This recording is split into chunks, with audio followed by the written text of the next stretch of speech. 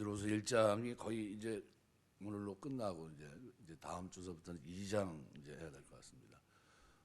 굉장히 오랜 시간이 걸린 이유는 이게 중요하기 때문에 설명을 드렸던 거고요. 오늘 이제 성경적인 해석 방법 해가지고 두 가지입니다. 성경이 원하는 방식대로 읽는다는 것은 도대체 어떻게 하는 건가? 첫 번째는 말씀이 비치고 성경을 읽는 내가 어둠이라는 겁니다. 나는 개혁되어야 될 대상이지 나는 말씀을 재단할 위치에 있지 않습니다. 이것이 전제입니다. 또 하나는 성경 말씀을 전체적으로 그리고 핵심적으로 계속해서 말하고 있는 것이 뭐냐 하면 하나님의 아들 예수 그리스도, 이것을 계속 말씀하고 있습니다. 그러니까 모든 성경의 귀결은 그리스도입니다. 그래서 오늘 이 두 가지 가운데 시간 되는 대로 설명을 드리겠습니다. 말씀이 비치고 오늘 우리가 어둠입니다. 사람은 말씀 아래에 있어야지 말씀 위에 있어서는 안 됩니다. 굉장히 투박한 말이 될 수 있는데요. 말씀이 그 아래 놓인 해석자를 그 말씀의 빛으로 비춰야 됩니다. 어두움을 하나하나 떨쳐내야 돼요. 이 해석자는 말씀 아래에서 말씀의 빛 가운데 낱낱이 드러내야 됩니다. 전하기 전에 먼저 내가 말씀의 조명 속에서 빛을 통해서 어떻게 해요? 내 어두움을 떨어내야 되는 거죠. 이게 왜냐하면 말씀이 비치고 성경을 읽는 오늘 우리의 마음이 어둠이기 때문에 그렇습니다. 그래서 19절에 어두운 곳에 빛이 비친다, 그죠? 어두운 데서 비추는 등불과 같다, 이렇게 표현합니다. 비치고 뭐가 비치고 뭐가 어두운 것이냐? 예언의 말씀이 변화산에서 하늘로부터 난 소리, 그죠? 시편 2편 7절, 이사야 42장 1절만을 가리킨 예언의 말씀이 그것만이냐? 아니죠. 구약에 기록된 종말에 관한 예언의 말씀도 되고 예수 그리스도의 오심에 관한 예언의 말씀, 구약 전체를 가리키기도 하고, 이 빛이라고 하는 이 문맥에서 하나님의 말씀을 가르칩니다. 이거 하나님 말씀이 빛입니다. 그렇다고 하면 어두움은 어딘가? 어두운 곳은 어디입니까? 날이 새어라고 하는 표현은 객관적이고 역사적인 사건으로 주의 오심의 배경이 되는 이 어둠의 세상일 수 있습니다. 이건 베드로후서에서 날은 종종 심판날, 헤메라라는 이 말은요, 심판의 날, 주의 날, 그날, 그죠? 우리가 베드로후서로 보면 3장 7절, 3장 10절, 3장 12절, 3장 13절, 새 하늘과 새 땅이 도래하는 날. 그러니까 최종적 강림, 파루시아를 얘기하는데 이미 오셨죠.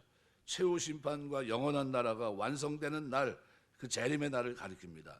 하지만 너희 마음에 떠오를 때까지 해서 너희 마음에라는 표현은 그 예언의 말씀이 빛을 비추는 영역이 단지 이 어둠의 세상만이 아니라 말씀을 읽고 해석하는 그 해석자의 심령을 포함한다는 사실을 잊어서는 안 됩니다. 이건 최종적이고 영광스러운 주의 강림을 예고한 변화산까지 언급하는 11절에서 21절, 그죠? 여기 전체 문맥을 가만히 보면 19절에서 날이 새어라고 하든지 샛별이 떠오르기까지라는 이 표현은 1차적으로 주의 오심, 파루시아를 얘기합니다. 객관적이고 역사적인 사건을 전제하는데요. 하지만 동시에 이미 주께서 그의 성육신과 죽으심, 부활 승천, 그리고 베드로 자신이 목격한 대로 변화산에서 영광스럽게 변화하신 주의 모습처럼 주의 파루시아 강림은 이미 왔고 또 오고 있습니다. 그러니까 이 강림은 기록된 말씀을 통해서 말씀을 읽고 받아들이는 성도의 심령 안에서 얼마든지 말씀의 빛, 샛별의 영광과 오심을 확신과 소망으로 밝히 드러내 보이십니다. 그러니까 종말에 일어나는 주의 오심은 이미 일어났고요. 아직 최종적인 사건이 남아있지만 지금도 그 말씀을 통해 성도들의 심령에 확연히 조명하면서 그 말씀을 믿는 성도 안에 큰 확신과 소망으로 다가오는 겁니다. 그래서 19절에서 21절의 베드로의 관심은 성경의 바른 해석에 있어요. 1장 12절에서 21절 이렇게 보면 거짓 교사들의 거짓 가르침, 부패한 삶의 뿌리와 기초가 되는 그들의 잘못된 성경 해석, 이것을 지금 어떻게 해요? 부수고 있는 겁니다. 이건 뭐 중심입니까? 나 중심의 나, 자기 중심, 자기 관점에서. 그러니까 19절에서 너희 마음에 떠오르기까지라는 이 표현은 주의 강림에 대한 하나님의 기록된 말씀의 빛이 객관적이고 역사적인 사건뿐만 아니라 말씀을 읽는 사람의 심령을 조명하는 그 일이 충분히 진행되도록 하라, 그런 의미입니다.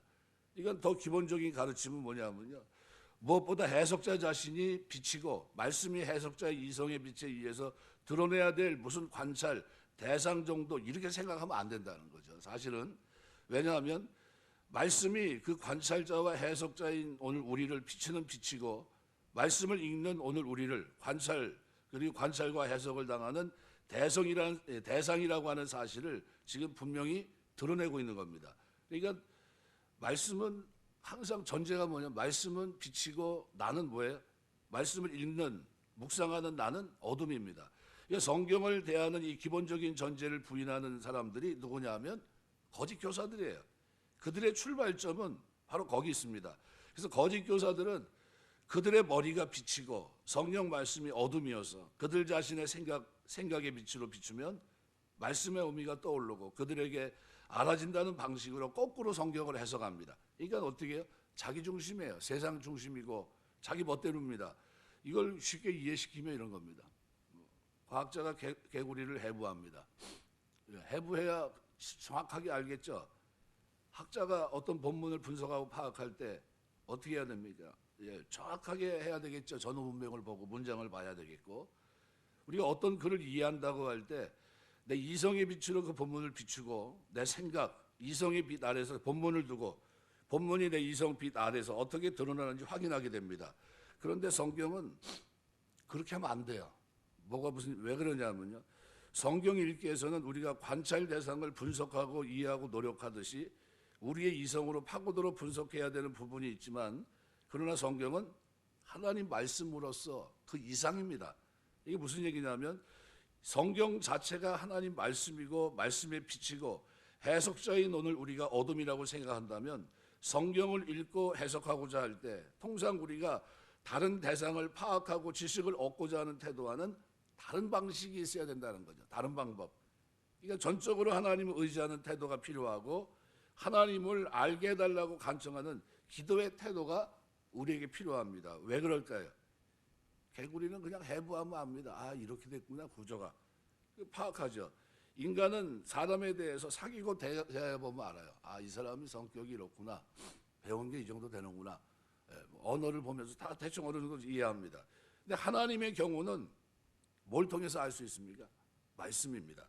하나님 말씀을 통해 알아가는 일이기 때문에, 알아가야 되기 때문에 개구리를 해부하는 식의 어떤 태도로 접근할 수도 없고 사람과 대화하는 정도로 알 수 있을까? 불가능합니다. 하나님은 누구냐입니까? 창조주 하나님이시고 우리를 거듭나게 하사 우리에게 영적 생명을 주신 분입니다. 그러니까 이런 면에서 성도가 하나님을 알아간다고 하는 것은 전적으로 하나님 편의 구원 행동이 전제되어 있고 하나님께서 자신을 말씀으로 계시하고 말씀의 빛 가운데 그 말씀을 깨닫게 하는 과정 역시 하나님의 영께서, 성령께서 조명하셔야 된다는 거예요. 알아들을 수 있게, 깨달을 수 있게, 이해될 수 있게, 받아들여질 수 있게. 그러니까 사람이 하나님을 알고자 하는 경우에는 하나님께서 우리를 영적으로 살려놓으시고 자신을 계시하시고 계시된 말씀을 조명해 주셔야 우리가 하나님을 알 수 있습니다. 그러니까 완전히 다른 거죠. 그만큼 우리가 하나님을 알아가는 데 있어서는 하나님의 의지와 주권이 결정적입니다. 그만큼 말씀을 해석하는 우리는 피동적이고 수납하는 그 방법밖에 없어요. 우린 종입니다, 종. 그래서 말씀이 비치고 오늘 우리의 이성과 마음이 어둠입니다. 이 어둠은 말씀의 빛 아래서 거쳐나갑니다. 성경 말씀을 읽고 이해하려면 물론 내 이성, 경험으로 분석하고 따지고 생각해보고 질문하고 성경과 대화해야 됩니다. 저절로 그렇게 될 수는 없습니다. 하지만 성경 말씀의 특수성이 있습니다. 내가 읽고 해석하고자 하는 대상이 특수하고 다르다는 사실을 인정해야 됩니다. 그래서 성경 말씀을 읽고 이해하려면 제일 먼저 필요한 덕목이 겸손입니다. 말씀에 비치기 때문이죠. 그 말씀을 해석하는 내가 어둠입니다. 그래서 이 전제가 있으면 말씀의 빛이 나를 다 비추고 드러낼 때까지 겸손하게 말씀의 빛 아래에서 기다리게 됩니다. 거짓 교사들은 그들의 삶에서 찾아볼 수 없는 대목이죠. 교만은 거짓 교사들의 성경 해석하기 기초입니다. 저자가 뭘 얘기했든지 그 뜻이 뭔지 뭘 원하는지 관심이 없어요. 이게 자기 멋대로입니다. 자기 중심적으로 왜곡시켜서. 근데 겸손은 그래서 성경 해석의 가장 중요한 덕목이고요. 말씀이 빛입니다. 시편 119편 105절 주의 말씀은 내 발의 등이요 내 길의 빛이니이다. 말씀을 읽는다고 하는 것은 말씀의 빛에 드러나는 해석자인 나 자신을 보게 된다는 거예요. 그러니까 말씀 아래 서면 내가 보입니다. 그 빛 아래서 나 자신이 보이고 말씀이 가르치는 바가 보이기 시작합니다. 말씀 안에 생명이 있고 그 생명에서 빛이 나오기 때문이죠. 그래서 요한복음 1장 1절 4절 보시면 태초에 말씀이 계시니라. 이 말씀이 우리와 함께 계시. 그걸 쭉 설명하면서 그 안에 생명이 있으니 생명은 사람들의 빛이라 이렇게 얘기합니다. 요한복음 1장 1절 4절. 그러니까 하나님의 말씀을 받은 사람은 생명을 얻고 그 생명이 그에게 뭐예요? 빛이 된다. 그래서 생명의 말씀입니다. 요한일서 1장 1절. 그러니까 말씀을 우리가 생명을 주고 빛을 줍니다. 어떻게 그럴 수 있습니까? 우리가 어제 생각한 대로 베드로는 21절에서 이 말씀이 누구로부터 왔다고요? 하나님에게로부터 왔고 성령 하나님의 성령에서 움직여진 사람들 그들을 통해서 기록된 전혀 문제가 없는 오류가 없는 말씀이라는 거죠. 이것을 강조합니다. 그러니까 하나님 자신이 생명의 근원이시고 그분이 빛이시기 때문입니다. 그래서 그분 자신의 말씀은 역시 생명과 빛을 줄 수 있습니다. 또 하나는 여기 빛을 가져오는 별이 떠오르기까지 무슨 얘기냐면 오늘 이렇게 배웁니다. 날이 새어 샛별이 너희 마음에 떠오르기까지 성경 말씀이 빛이고 해석자 자신이 어둠이라는 전제 외에도 베드로는 한 가지 중요한 사실을 더 얘기하는데요. 바로 예수 그리스도 중심의 해석을 얘기합니다. 그러니까 빛의 이미지가 가득하죠. 19절은. 이거 어두운 곳에 빛이 비친다. 날이 밝아옵니다. 마침내 어둠이 물러가고 새벽별이 떠올라 그리고 이제 뭐예요? 파랗게 빛나기 시작합니다. 무엇이 새 아침의 빛을 가져옵니까? 예언의 말씀이죠. 이 말씀의 빛이 이 우리에게 뭐예요? 새 아침을 가져옵니다. 결국 말씀이 예언한 대로 어떻게 됩니까? 종말이 옵니다. 역사의 끝날 주님께서 다시 오시겠죠. 근데 19절에서 날이 새어라는 이 표현은 1차적으로는 객관적으로 역사적인 종말, 그죠? 종말의 날을 가리킵니다. 그러니까 주의 강림, 주의 오심, 이거 다 파루시아, 이것은 베드로가 증거한 대로 변화산의 사건에서 이미 일어났습니다. 그러니까 장차 끝날에 오시는 하나님의 인자의 위엄스럽고 영광스러운 모습으로 변화하신 예수님의 모습은 그 끝날이 이미 와 있다는 증거예요. 이렇게 오실 것이고 온다는 거죠. 이미. 그러니까 끝날에 있을 부활, 죽음을 이긴 썩지 않는 생명이 세상 속으로 들어온 것부터가 역사의 끝이 이미 시작됐다고 하는 돌이킬 수 없는 증거를 얘기하는 겁니다. 그러니까 하나님께서는 예수 그리스도를 죽은 자 가운데서 부활하게 하심으로 말미암아 우리를 거듭나게 하셨고 더럽지 않고 썩지 않고 쇠하지 않는 나라를 유업으로 주셔서 살아있는 소망을 갖게 하셨고 베드로전서 1장 3절 4절 새하늘과 새 땅을 그가 보내신 아들과 그 아들의 죽으신 부활을 통해 거듭난 새 언약 백성들에게서 그 안에서 이미 시작되었고 고린도후서 5장 17절 그런즉 누구든지 그리스도 안에 있으면 새로운 피조물이라 이전 것은 지나갔으니 보라 새 것이 되었도다. 어둠이 이미 지나가고 있고 또 어둠이 전혀 없어지는 날 빛으로 가득한 그날이 올 것이라는 거죠. 그러니까 계시록 22장 5절은 그래서 결론을 그렇게 줍니다. 다시 밤이 없겠고 등불과 햇빛이 쓸데없으니 이는 주 하나님이 그들에게 빛이심이라 그들이 세세토록 왕노릇하리라. 그런데 그 빛, 참빛 대신 그 아들이 이미 세상에 오셨다는 겁니다. 참빛 곧 세상에 와서 각 사람에게 비추는 빛이 있었다. 요한복음 1장 9절입니다. 그가 참빛이시고 누굽니까? 예수 그리스도죠. 그가 이미 세상에 오셨으므로 그날 종말의 끝날은 이미 밝아오기 시작한 겁니다. 베드로서 1장 19절 이 샛별은 누구를 상징합니까? 예수 그리스도를 상징하는 강렬한 은유입니다. 여러분 민수기에도 보면 민수기 24장에도 보시면요. 17절에 이렇게 표현합니다. 내가 그를 봐도 이때 일이 아니면 내가 그를 바라봐도 가까운 일이 아니로다. 한 별이 야곱에게서 나오며 한 규가 이스라엘에게서 일어나서 모압을 이쪽에서 저쪽까지 쳐서 부추리고 또 셋의 자식들을 다 멸하리로다. 이렇게 되어 있습니다. 한 별 얘기하죠. 이 별이 누굴 상징합니까? 예수 그리스도를 상징합니다. 마태복음에도 보시면요, 2장 7절 말씀에도 보면 바로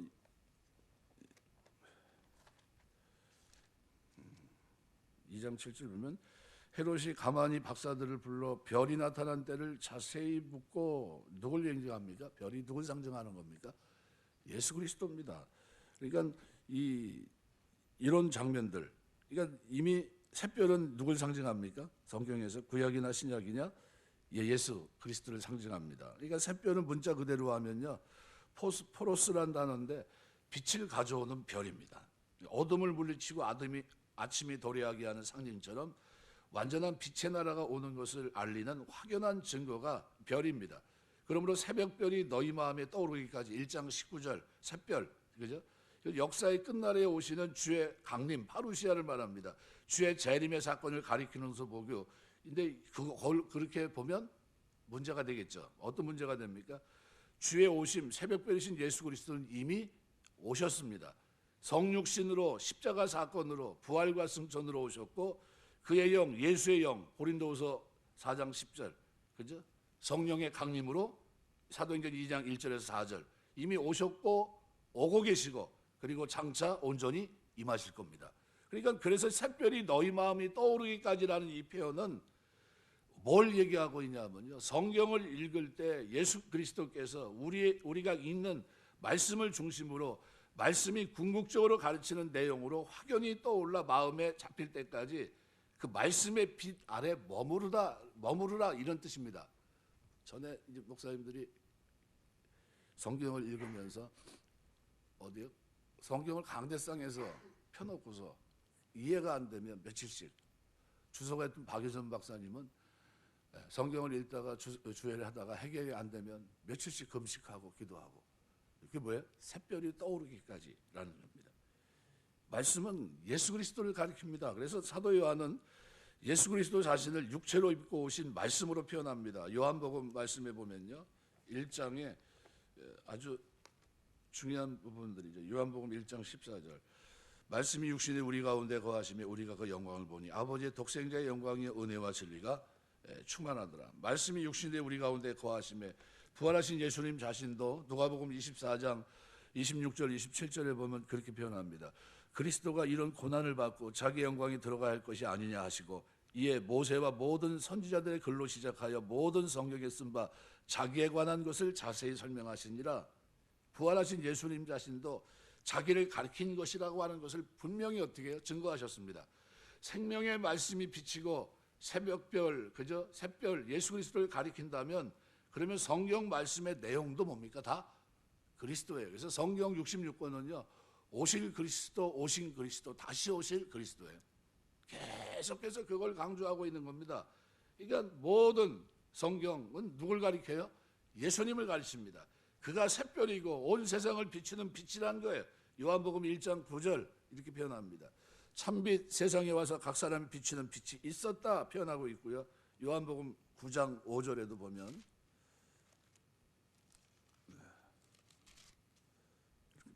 내가 세상에 있는 동안 세상의 빛이로다 이렇게 말씀하고 있고요. 이것은 요한일서 2장 8절에서도 보면요, 요한일서 2장 8절에도 보면 그렇게 말합니다.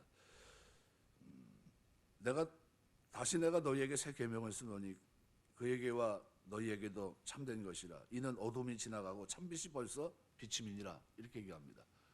바로 그리스도 안에서 모든 것이 해결이 됩니다. 그래서 베드로는 우리가 성경을 읽을 때, 묵상할 때, 그 의미를 알고자 할 때 결국 말씀을 품고 있는 우리 마음에 예수 그리스도, 그 하나님의 온전한 형상이신 그 아들이 뚜렷이 떠오르고 새겨지고 살아 움직이는 듯 인격과 영으로 만날 때까지 말씀의 빛 가운데 머무르라고 권면합니다.